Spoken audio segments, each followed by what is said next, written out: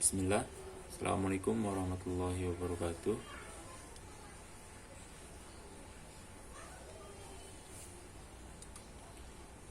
Alhamdulillahirrahmanirrahim.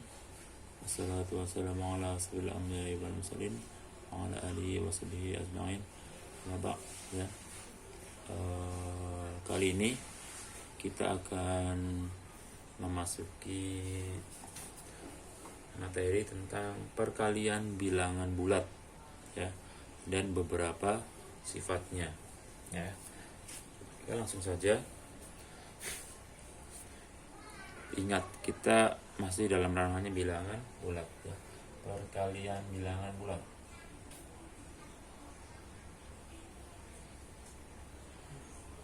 Perkalian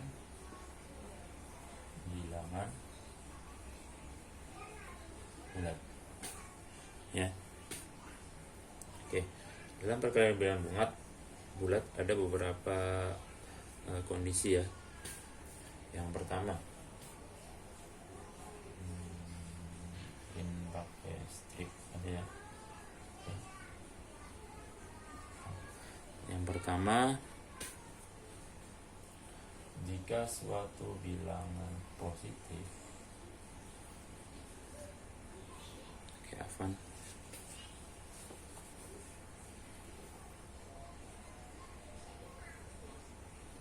dan ya,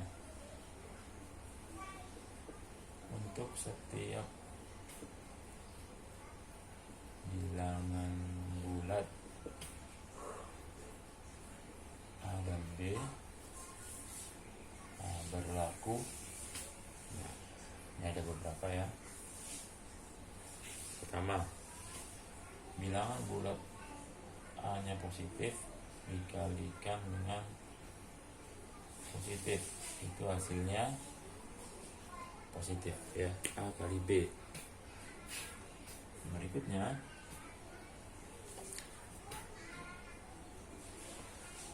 A dikali negatif B, ya, itu sama dengan negatif A dikali B. Sifat berikutnya, negatif A dikali B itu negatif A B.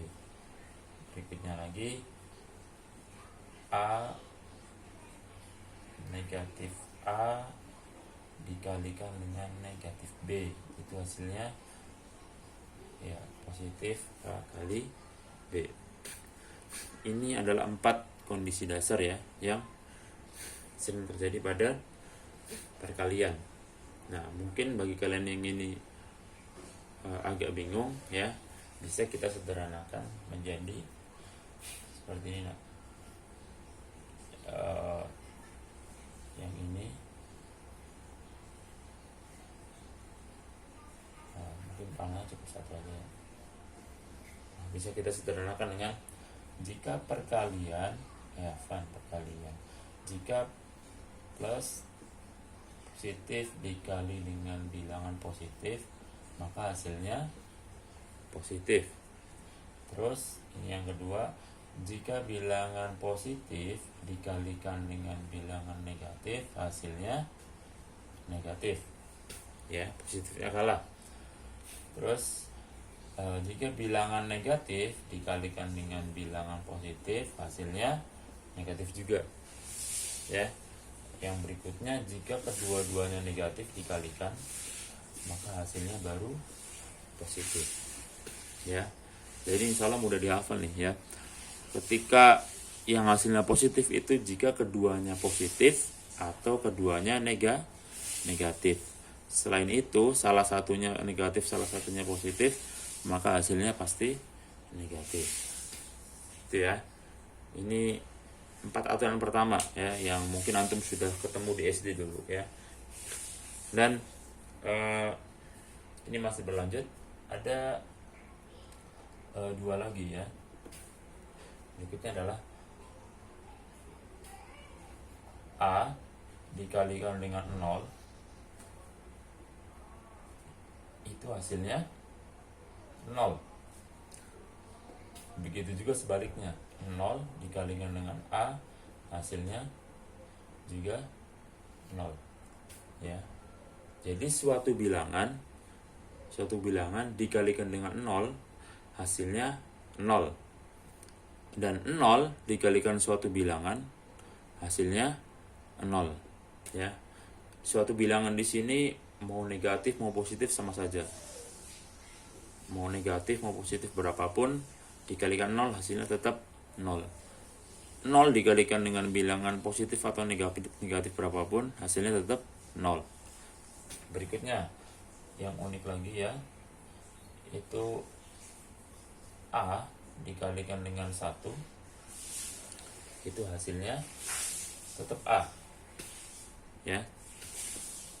Berikutnya dan 1 dikalikan dengan A hasilnya tetap apa nih? Tetap A. Nah, ini itu mirip seperti kemarin di penjumlahan ya. Cuma di sini perkalian, yang kemarin penjumlahan ya. Kalau penjumlahan itu dengan 0, kalau ini apa? Masuknya ke identitas perkalian ya. Identitas perkalian. Oke. Bisa dipahami ya ini ya. Kita lanjutkan ke contoh dan sifat-sifat ya. Oke, kita masuk ke contoh. Contoh untuk kondisi yang pertama tadi ya. Untuk kondisi yang pertama ya, misalkan 5 dikali dengan 7. Nah, ini semuanya positif, hasilnya pasti positif juga, tinggal dikalikan. Jadinya. Oke. Nah, sekarang contoh nomor 2. Yang 2, untuk yang salah satunya positif ya dan satunya negatif, kita ubah yang depan dulu ya. Misalkan 8 dikali dengan minus 9. Nah, maka tinggal antum kalikan aja bilangannya. 72. Di sini ada tanda minus, tulis minus 72. Soal nomor 3, misalkan minus 11 dikalikan 6. Nah, ini kan di sini minus ya, maka jawabannya minus 66. Oke, terus yang nomor 4, yang keempat contohnya adalah minus berapa nih ya, minus 12 dikali minus 8 misalkan. Berarti kan di sini ada tanda minus dan minus ya, maka hasilnya nanti positif. Sekarang kita tinggal kalikan 12 dikali 8 berapa ini? 96 ya. Itu contohnya ya. Nah, sekarang contoh yang nomor 5. Nah, ini tentang yang perkalian dengan 0 ya. Contohnya 53 dikalikan dengan 0 hasilnya 0 ya. Contoh yang berikutnya 63 ya, minus 63 dikalikan dengan 1 hasilnya tetap ya minus 63. Jadi kalau ketemu perkalian dengan 0 dan 1 itu paling mudah ya. Udah pasti jawabannya bukan 0A, yang kalau perkalian 0 jawabannya pasti 0-nya. Kalau perkalian 1 maka bilangan dikalikan berapa ya. Itu contoh untuk soal-soal seperti yang tadi ketentuannya ya. Oke, kita lanjut ke sifat-sifat nak. Nah, kita masuk ke sifat-sifat perkalian bilangan bulat ya. Sifat-sifat sama seperti sebelumnya ketika di penjumlahan juga ada ya. Kita akan cek ya dia punya sifat apa aja ya. Yang pertama, sifat yang pertama adalah komutatif. Nah, komutatif. Jadi pada bilangan bulat itu bersifat komutatif. Nah, kita contohkan ya. 3 dikalikan 8. Nah, sama dengan 24. Nah, sekarang kita balik dulu. Nah, jadi 8 dikali 3. Hasilnya ternyata sama. Ya. Ini sama ya. Nah, maka dia bersifat komutatif. Nah, oke, ini udah cukup ya. Ya. Yang lain pun sama ya. 2. Yang udah familiar bagi kita kemarin adalah asosiatif. Nah, kita coba di sini ya. Apakah bersifat asosiatif atau tidak? Nah, kita buat contoh. Misalkan 3 dikali 4 dikali 6. Nah, kita akan bandingkan dengan yang 3 dikali 4 kali 6. Nah, kalau keduanya hasilnya sama, maka jawabannya maka dia bersifat asosiatif. Baik, kita kalikan dulu. 3 dikali 4, apaan ini agak ke bawah kali ya. 3 dikali 4 itu 12 dikali 6. Nah, 12 kali 6 berapa? 72. Oke. Nah, kita coba dengan yang ini.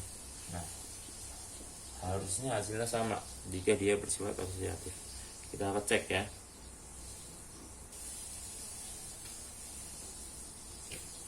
3 dikali yang dalam kurung 24. 3 kali 24 itu berapa? 72 ya. Ternyata hasilnya sama nih. Nah, ini sama ini sama ya, maka dia bersifat asosiatif. Oke. Nah, yang ketiga, sifat yang ketiga, dia untuk melihat di situ berdasarkan yang di samping ya, dia bersifat tertutup ya, pasti karena hasilnya itu masih bilangan bulat, jadi dia bersifat tertutup. Nah, ada satu lagi sifat ya yang mungkin baru bagi antum ya. Oke, sifat yang keempat itu, nah, perhatikan, kita hapus dulu ini ya.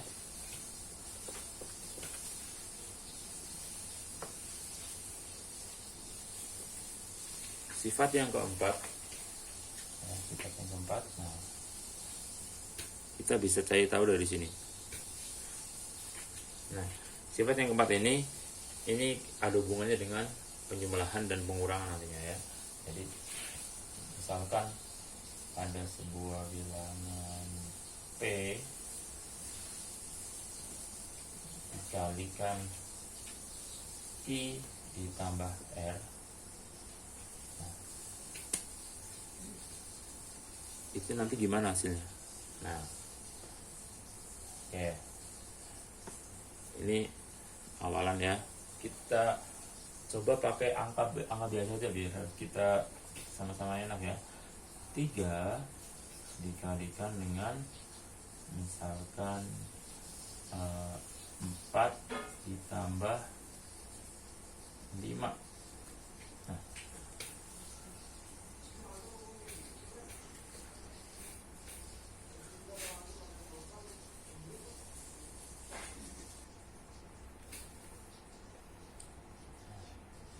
kalau kita mengerjakannya biasa ya, maka kita ini 3 dikali 4 tambah 5 berapa?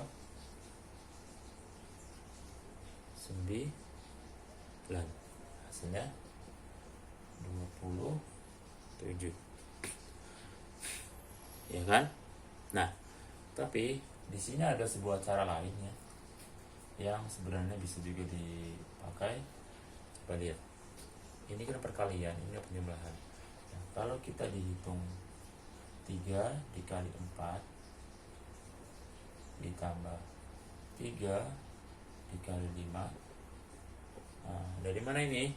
3 dikalikan yang dalam kurung pertama 3 kali 4 ditambah, ini tanda hubungnya 3 dikali 5 ya. Nah, hasilnya berapa?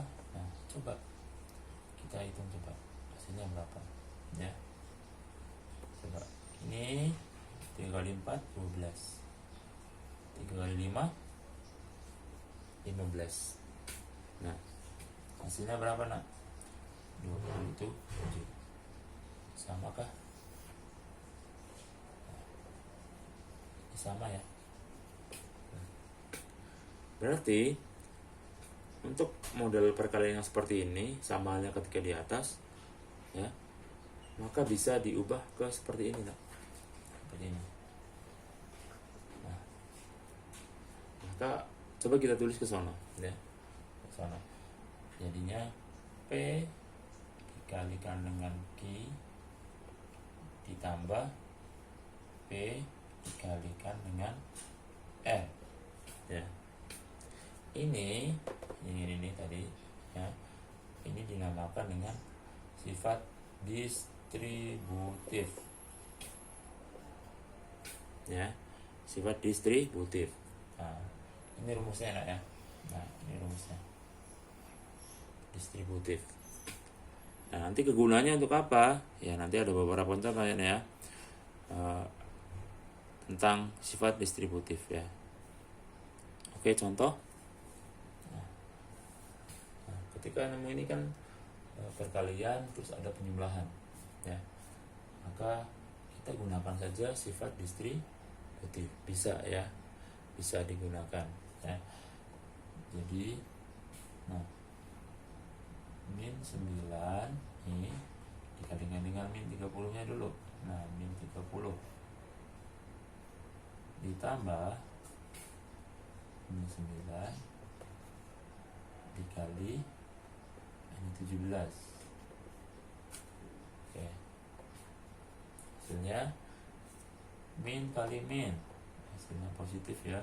9 kali 3 27, 270 ditambah, nah ini min kali plus, hasilnya pasti negatif ya, bisa kasih dalam kurung dulu. Nah, 17 kali 9 berapa? 90 tambah 63 berarti 153. Nah, ini tandanya negatif ya, tinggal kita kurangkan berapa? 7 terus 2, hasilnya 127. Nah, kita akan punya satu contoh lagi. Oke, contoh berikutnya, min 6 dikalikan dengan 50 tambah 60. Nah, kadang-kadang kita kalau menggunakan angka besar itu susah ya, apalagi ini ditimbangkan, hasilnya 110. Nah, kita bisa pakai distributif, jadinya min 6 dikalikan dengan 50 ditambah, ini tambahnya di sini ya, jangan lupa tambahnya ke sini, min 6 dikalikan dengan 60. Jadi menjabarkan ya, ini minus 300 ditambah minus 6 kali 6 300. Ini min 300 ya,